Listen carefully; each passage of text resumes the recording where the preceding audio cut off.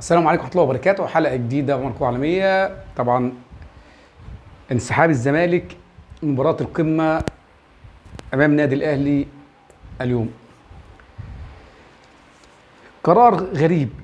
هو يعني تحس إن كده الكورة في مصر غير أي كورة في العالم، دوري غير أي دوري في العالم، دوري ماليش طعم، مفيش رقابة، مفيش حد بيتكلم. الأهلي هو الكبير والزمالك هو الكبير، ومفيش سيطرة على أندية، ولا سيطرة على الأهلي ولا سيطرة على الزمالك، الأندية الكبار بالذات. يعني احنا بنلعب كورة للمتعة، نلعب كورة للمتعة. يعني عايزين الكورة دي اتخلقت عشان خاطر الجمهور يتمتع واللاعب يتمتع والكل يتمتع.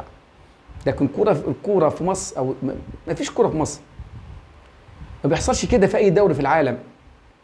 يعني ايه الزمالك ما يلعبش مباراته امام الاهلي مباراة فيها كل شيء، فيها مكاسب مادية ومكاسب معنوية، وفيها كل حاجة حلوة، فيها رفاهية، فيها متعة، فيها انتظار. الجمهور كله بينتظر هذه المباراة.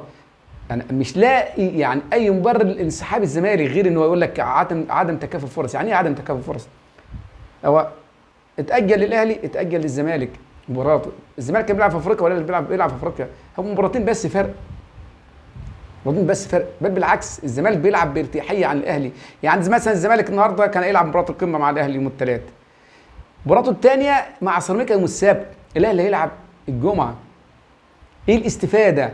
يعني ايه عدم تكافؤ فرص؟ طب انت معلش، انت بعيد عن المنافسه شويه. بيراميدز هو اللي بينافس، يعني خلينا نقول الصح، الاهلي بينافس بيراميدز حاليا. بيراميدز في المقدمه بعيد خالص. معنى انك انت تنسحب النهارده امام الاهلي، انت اعطيت فرصه للاهلي ان ياخد 3 نقاط ويزعل بيراميدز. لو انت مش عايز الغريم بتاعك ياخد بطوله، انت كده هو بالعكس، انت فرحت الاهلي. ده على فكره جماهير الاهلي كلها فرحانه، محدش زعلان. احنا زعلانين بس عشان خاطر اللي بيحصل في الدوري المصري وفي مصر. زعلانين عشان خاطر ان مفيش متعه، مفيش كوره في مصر. ايه الاستفاده؟ الاستفاده الزمالك مفيش اي استفاده. انا نادي الكرامه ولا انا انسحبت ما رضيتش العب عشان خاطر ايه؟ يعني هل طب في حاجه تاني حصلت النهارده؟ المباراه اتلغت او ما اتلعبتش.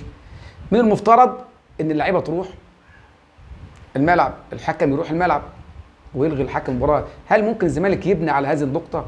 الاستاد ما اتفتحش النهارده، ممكن الزمالك يبعت جواب للاتحاد الكوره يقول لك احنا ما لعبنا، احنا ايه، المباراه اتلغت. لا يا سيدي، انت بعت يعني خطاب رسمي للرابطه واتحاد الكوره انك انت مش هتلعب المباراه، وبناء عليه الرابطه بعت لنادي الزمالك مش هتلعب المباراه. يعني معنى كده انك انت منسحب، لو ما لعبتش انت منسحب، ويحطوا عليك عقوبه، وفي عقوبه هتفرض عليك.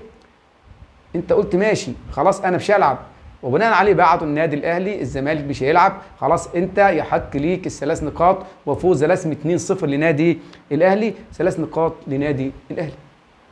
الاهلي استفاد كتير، انت ما استفادش. الاهلي استفاد 3 نقاط، الاهلي استفاد راحه كامله، عنده يستعد لمباراه فاركو يوم الجمعه. يعني الاهلي استفاد، يلتقط الانفاس. الاهلي ما خسرش، ولا الاهلي خسر ولا الجماهير خسر. زي ما قلت لك، الخساره الوحيده ان هي ايه، موضوع الرفاهيه بس، او المتعه الكرويه بس فقط لا غير. طب هو ايه هو رد فعل نادي الزمالك في الموضوع ده؟ يعني انا اتوقع يعني ان الزمالك هيبعت للرابطه اتحاد الكوره يحتج على الغاء المباراه، يحتج على الانسحاب، يحتج على رفض العقوبات اللي تقع عليه. فموضوع صراحه غريب جدا. يعني الزمالك انسحب لسادس مره. الزمالك انسحب سنه 48، وانسحب سنه 96، وانسحب سنه 90، وانسحب سنه 99، قصدي 96 و99، وانسحب سنه 2020 و2023 للسوبر، والمباراه دي 2024 الدوري. يعني 6 مباريات نادي الزمالك انسحب امام الاهلي. ليه؟ ايه الاسباب؟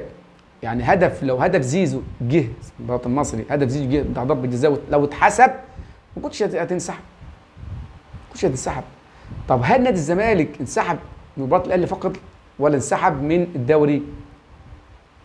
ننتظر مباراه سيراميكا يوم السبت. لو الزمالك كمل، لا يبقى الزمالك ما فيش مبدا تكافؤ فرص، يبقى الزمالك خاف رسمي من الاهلي. والله الزمالك انسحب من الدوري رسمي، يبقى الزمالك يعني برضو انا مش لاقي تفسير ان الزمالك فريق نادي كبير، نادي عظيم، نادي الزمالك فريق كبير، ازاي انت تنسحب من مباراه زي دي؟ غريبه جدا، غريبه يعني. ف كوره في مصر صعبه جدا. اتمنى ان تكونوا سعدتم بهذه الحلقه، والسلام عليكم ورحمه الله وبركاته.